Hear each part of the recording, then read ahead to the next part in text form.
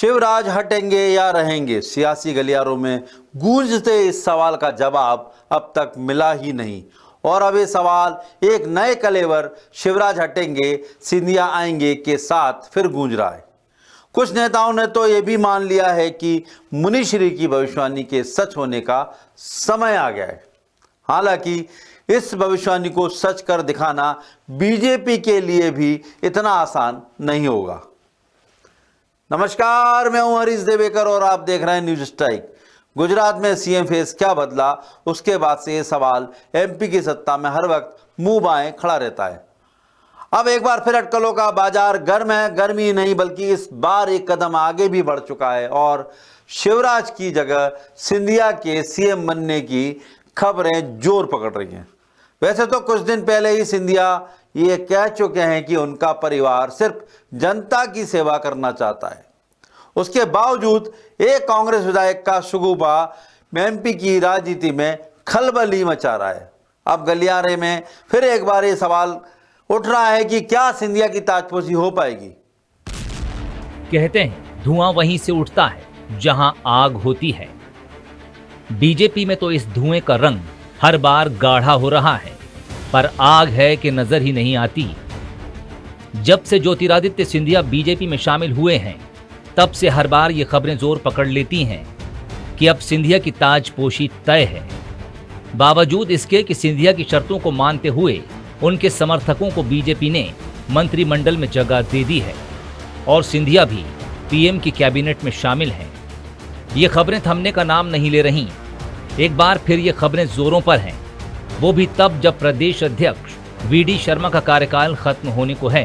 राष्ट्रीय अध्यक्ष जेपी नड्डा की तरह वीडी शर्मा का कार्यकाल आगे बढ़ेगा या वीडी और शिवराज एक साथ प्रदेश की सत्ता से बेदखल हो जाएंगे, ये सवाल मध्य प्रदेश में आम हो चुके हैं।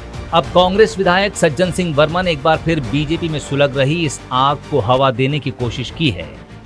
वैसे तो फैसला बीजेपी का है और बीजेपी को ही करना है, लेकिन कांग्रेस विधायक ने तो मानो ऐलान ही कर दिया कि बीजेपी शिवराज को हटाएगी और सिंधिया को लाएगी। दावा यह भी है कि एक हारे हुए चेहरे को बीजेपी फिर मौका नहीं देगी। वैसे तो सज्जन सिंह वर्मा विवादित बयान देकर अक्सर सुर्खियां बटोरते हैं, कई बार तो अपनी पार्टी के नेताओं को भी नहीं बख्शते, लेकिन इस बार शिवराज सिंह चौहान पर उनका हमला नई सियासी हलचल जरूर पैदा कर गया है। ज्योतिरादित्य सिंधिया सूबे की कमान थाम ले, ये ख्वाहिश तो उनके समर्थकों की भी है। पद न मिलने पर कांग्रेस से बगावत करने वाले सिंधिया बीजेपी में जाकर बिल्कुल शांत से हो गए। हो सकता है ये शांति केंद्र में मिले मंत्री पद की वजह से हो या नई पार्टी में नए हालात से सिंधिया ने समझौता भी कर लिया हो, लेकिन उनके समर्थक और चाहने वालों का इंतजार अभी खत्म नहीं हुआ है। पर सीएम का पद सिंधिया के हवाले करना बीजेपी के लिए भी इतना आसान नहीं होगा। एक अनुमान तो यह भी है कि सिंधिया को सीएम फेस प्रोजेक्ट किया तो बीजेपी के भीतर ही खाई इतनी गहरी हो जाएगी कि आने वाले चुनाव में जीतना भी मुश्किल हो सकता है।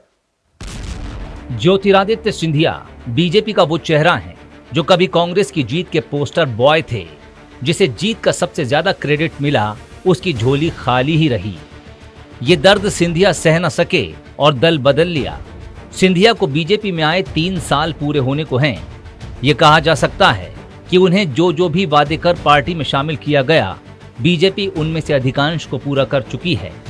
उसके बावजूद गाहे बगाहे उनके सीएम बनने की अटकलें जोर पकड़ लेती हैं। वैसे तो बीजेपी ये क्लियर कर चुकी है कि शिवराज सिंह चौहान ही अगले चुनाव में बीजेपी का चेहरा होंगे। उसके बावजूद बदलाव की खबरों पर लगाम नहीं कस सकी है। सिंधिया को चुनाव से पहले सीएम पद सौंपना या उन्हें सीएम प्रोजेक्ट करना क्या बीजेपी के लिए इतना आसान है? देखिए, जो भी निर्णय होगा सबको बता दिया जाएगा। जो भी संगठन का निर्णय होता है वो सबके सामने होता है, कोई छुपा के निर्णय नहीं होता है। मध्य प्रदेश को लेके जो भी निर्णय होगा सबके सामने होगा। ये भाजपा में कोई इस तरह का सिर फटोल वाली स्थिति नहीं कांग्रेस की जैसी का कमलनाथ को चुनौती दे रहे हैं, कोई उनकी कार्यकारिणी भंग को चुनौती दे रहा है, कोई कमलनाथ जी को भावी मुख्यमंत्री में चुनौती दे रहा है, कोई अवश्यम भावी बता रहा है, कोई संभावी बता रहा है, कोई प्रभावी बता रहा है। ये इस तरह की जो कारगुजारियाँ ये कांग्रेस में ही होती, भाजपा में नहीं होती। भाजपा में जो होगा सबके सामने होगा।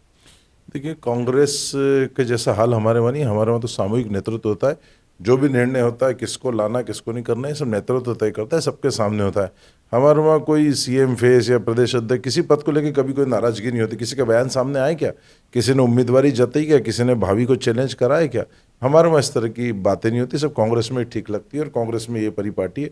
हमारे वहाँ जो भी होगा, सिंधिया जी का बयान भी देख चुके हैं आप कि शिवराज जी के नेतृत्व में हम सब तैयार है। तो यहाँ तो सामूहिक नेतृत्व की भावना है, सब मिलजुल कर एकजुटता से काम करते हैं। सिंधिया को सीएम बनाने का फैसला करने से पहले तराजू के दोनों पलड़ों को अच्छे से तौलना होगा।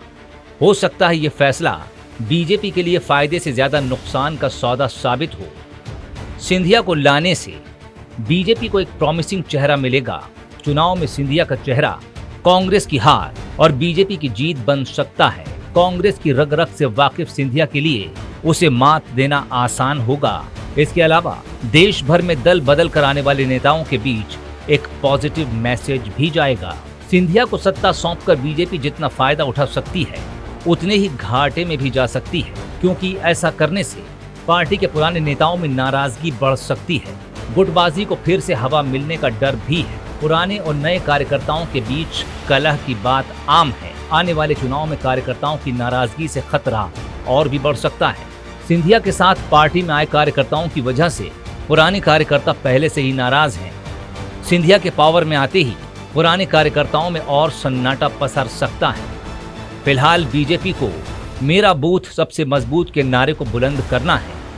पुराने कार्यकर्ता की नाराजगी से उस नारे के कमजोर पड़ने के आसार बढ़ सकते हैं। 2018 के चुनाव में क्या हुआ था, भारतीय जनता पार्टी 60 से ज़्यादा सीटें हार गई थी।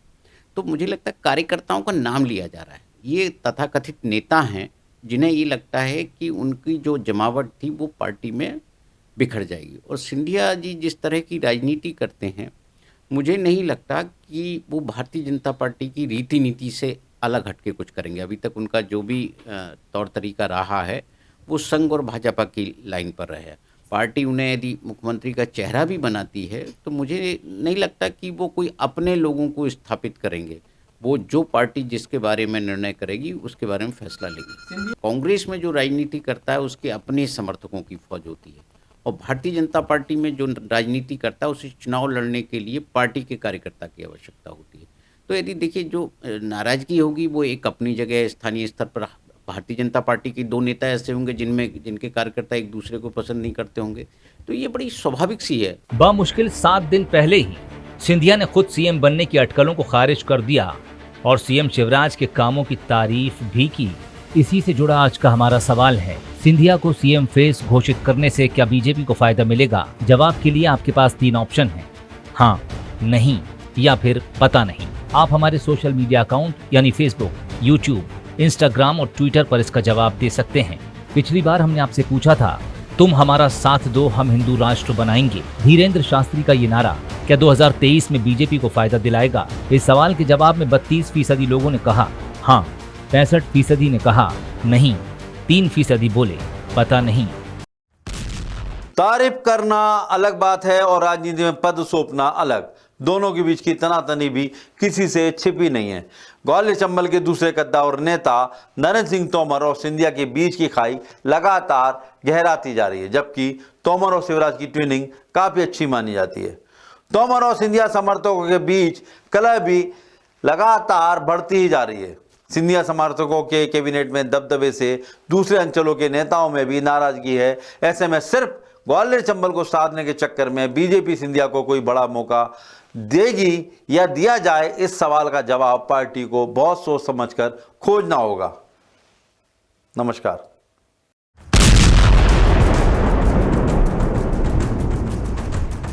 द सूत्र की खबरों को देखने के लिए प्ले स्टोर और एप्पल स्टोर से डाउनलोड करें हमारा ऐप द सूत्र। आप हमारी खबरें thesutra.com पर भी देख सकते हैं।